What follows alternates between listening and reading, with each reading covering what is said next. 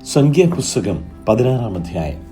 എന്നാൽ ലേവിയുടെ മകനായ കെഹാത്തിന്റെ മകനായ ഇസ്ഹാറിന്റെ മകൻ കോരഹ് രൂബേൻ ഗോത്രത്തിൽ ഏലിയാബിന്റെ പുത്രന്മാരായ ദാദാൻ, അബീരാം, പേലത്തിന്റെ മകനായ ഓൻ എന്നിവർ ഇസ്രായേൽ മക്കളിൽ സഭാപ്രധാനികളും സംഘസദസ്യന്മാരും പ്രമാണികളുമായ 250 പുരുഷന്മാരെ കൂട്ടി മോശയോട് മത്സരിച്ചു.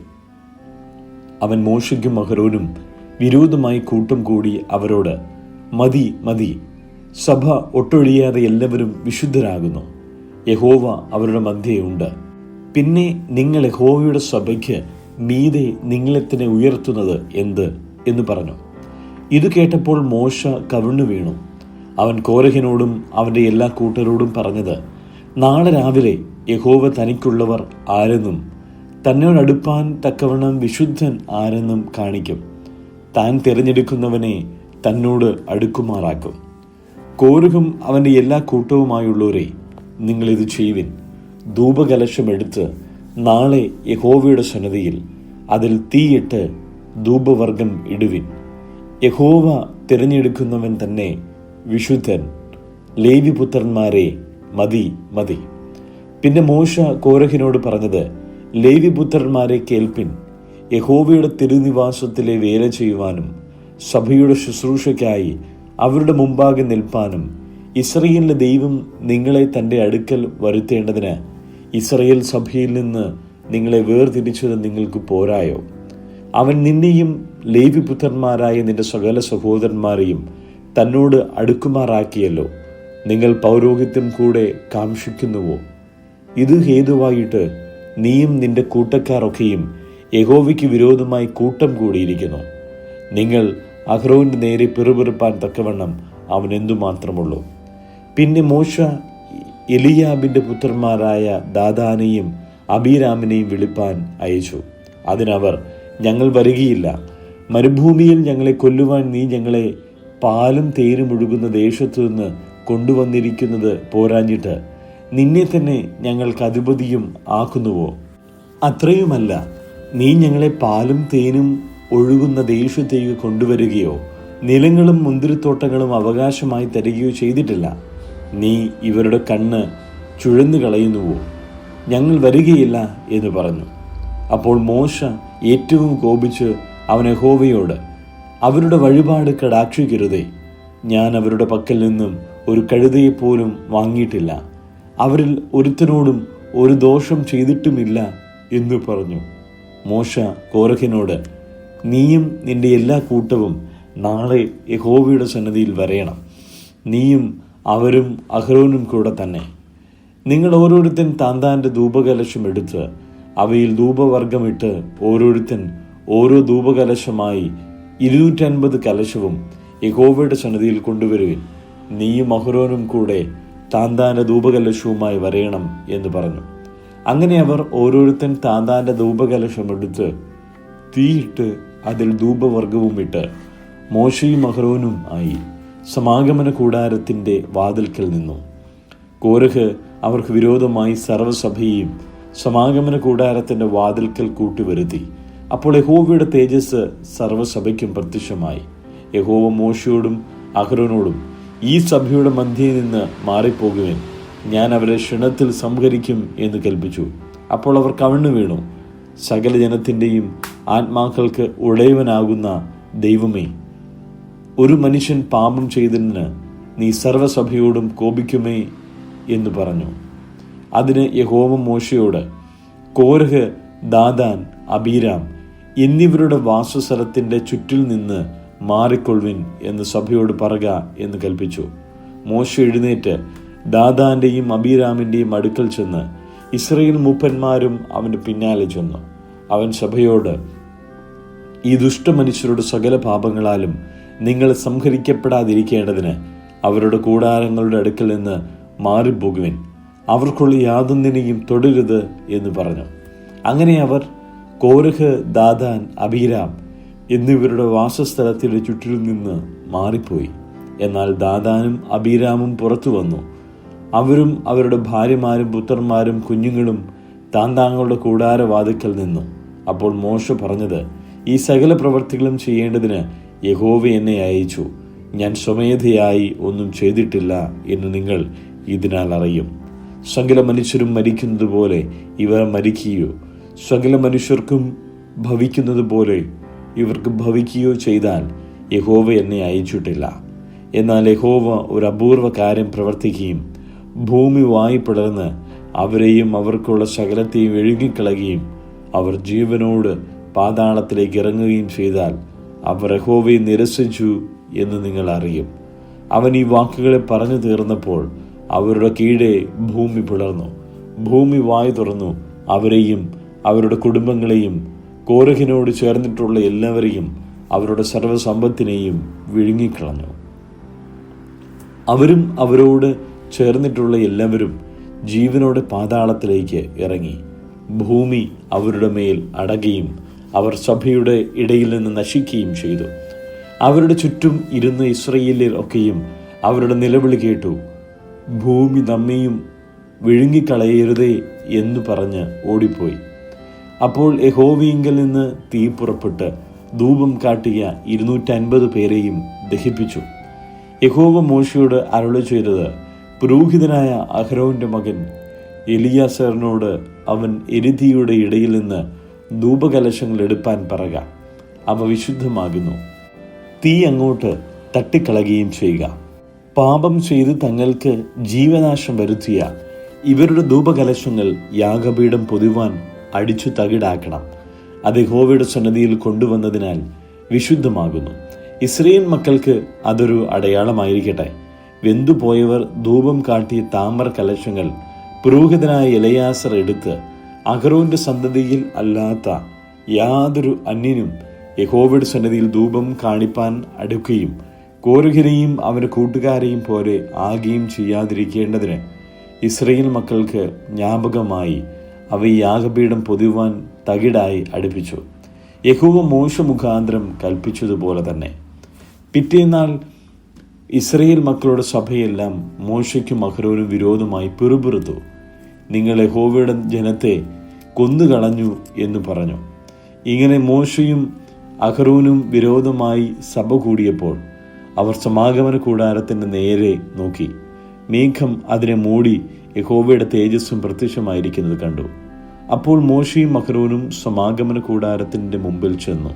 യഹോവ മോശയോട്, ഈ സഭയുടെ മധ്യേ നിന്ന് മാറിപ്പോകുവിൻ, ഞാൻ അവരെ ക്ഷണത്തിൽ സംഹരിക്കും എന്നരുളി ചെയ്തു. അപ്പോൾ അവർ കവിണ്ണു വീണു. മോശ അഹരോനോട്, നീ ധൂപകലശം എടുത്ത് അതിൽ യാഗപീഠത്തിലെ തീയിട്ട് ധൂപവർഗമിട്ട് വേഗത്തിൽ സഭയുടെ മധ്യേ ചെന്ന് അവർക്ക് വേണ്ടി പ്രായശ്ചിത്തം കഴിക്കാം. യഹോവയുടെ സന്നിധിയിൽ നിന്ന് ക്രോധം പുറപ്പെട്ട് ബാധ തുടങ്ങിയിരിക്കുന്നു എന്ന് പറഞ്ഞു. മോശ കൽപ്പിച്ചതുപോലെ അഹരോൻ കലശമെടുത്ത് സഭയുടെ നടുവിലേക്ക് ഓടി. ബാധ ജനത്തിന്റെ ഇടയിൽ തുടങ്ങിയിരുന്നതുകൊണ്ട് ധൂപം കാട്ടി ജനത്തിനു വേണ്ടി പ്രായശ്ചിത്തം കഴിച്ചു.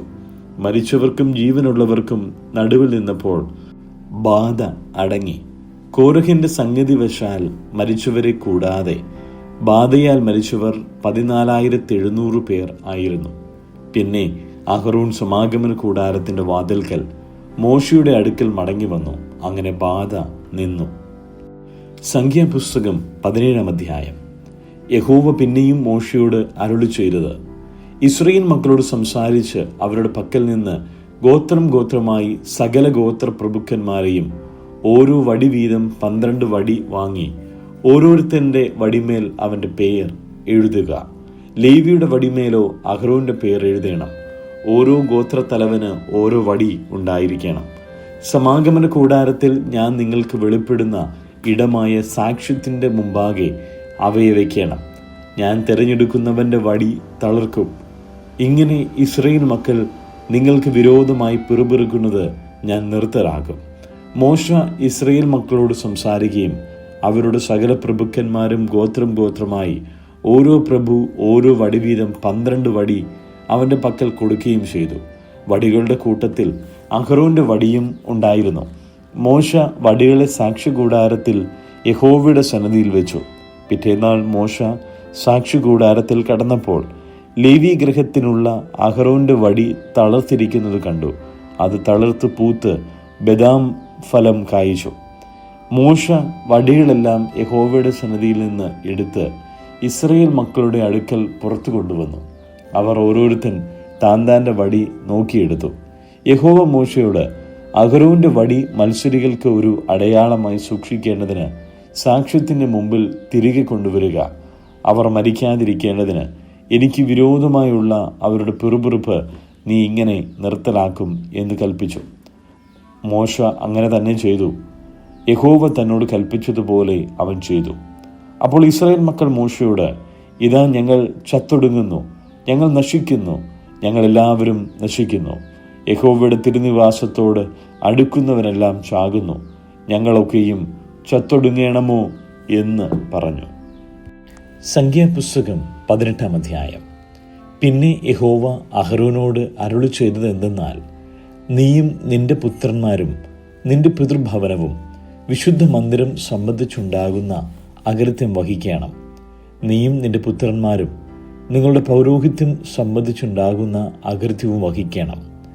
നിന്റെ പിതൃഗോത്രമായ ലേവി ഗോത്രത്തിലുള്ള നിന്റെ സഹോദരന്മാരെയും നിന്നോട് കൂടെ അടുത്തു വരുമാറാക്കണം. അവർ നിന്നോട് ചേർന്ന് നിനക്ക് ശുശ്രൂഷ ചെയ്യണം. നീയും നിന്റെ പുത്രന്മാരുടെ സാക്ഷ്യകൂടാരത്തിങ്കൽ ശുശ്രൂഷ ചെയ്യണം.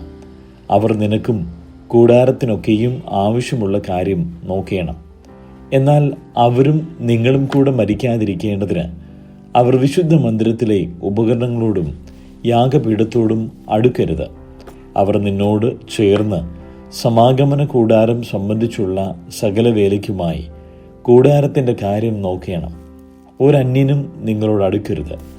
ഇസ്രായേൽ മക്കളുടെ മേൽ ഇനി ക്രോധം വരാതിരിക്കേണ്ടതിന് വിശുദ്ധ മന്ദിരത്തിൻ്റെയും യാഗപീഠത്തിൻ്റെയും കാര്യം നിങ്ങൾ നോക്കണം. ലേവ്യരായ നിങ്ങളുടെ സഹോദരന്മാരെയോ ഞാൻ ഇസ്രായേൽ മക്കളുടെ ഇടയിൽ നിന്ന് എടുത്തിരിക്കുന്നു. യഹോവയ്ക്ക് ദാനമായിരിക്കുന്ന അവരെ സമാഗമന കൂടാരം സംബന്ധിച്ചുള്ള വേല ചെയ്യേണ്ടതിന് ഞാൻ നിങ്ങൾക്ക് ദാനം ചെയ്തിരിക്കുന്നു. ആകയാൽ നീയും നിന്റെ പുത്രന്മാരും യാഗപീഠത്തെങ്കിലും തിരശ്ശീലയ്ക്കകത്തുമുള്ള സകല കാര്യത്തിലും നിങ്ങളുടെ പൗരോഹിത്യം അനുഷ്ഠിച്ച് ശുശ്രൂഷ ചെയ്യണം. പൗരോഹിത്യം ഞാൻ നിങ്ങൾക്ക് ദാനം ചെയ്തിരിക്കുന്നു. അന്യൻ അടുത്തു വന്നാൽ മരണശിക്ഷ അനുഭവിക്കണം.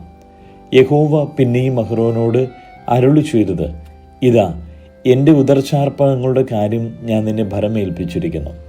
ഇസ്രായേൽ മക്കളുടെ സകല വസ്തുക്കളിലും അവയെ ഞാൻ നിനക്കും നിന്റെ പുത്രന്മാർക്കും ഓഹരിയായും ശാശ്വതാവകാശമായും തന്നിരിക്കുന്നു.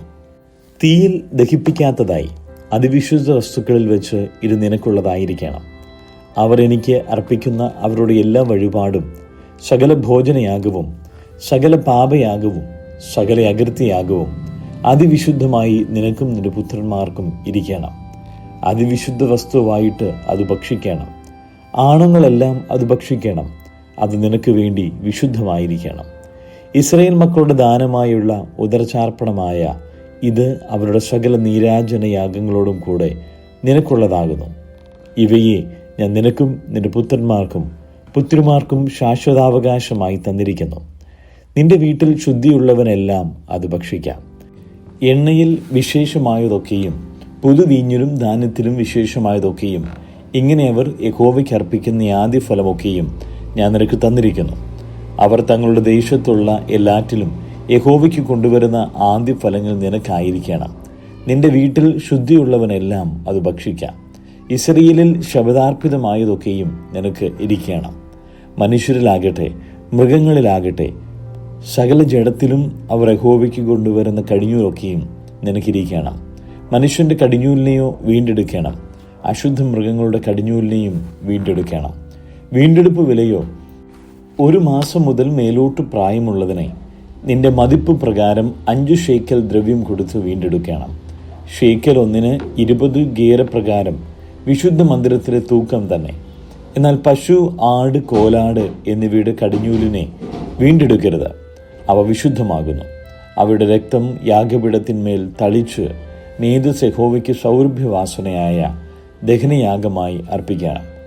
നീരാജനം ചെയ്ത നെഞ്ചും വലത്തെ കൈക്കുറകും നിനക്കുള്ളതായിരിക്കുന്നത് പോലെ തന്നെ അവയുടെ മാംസവും നിനക്കിരിക്കണം.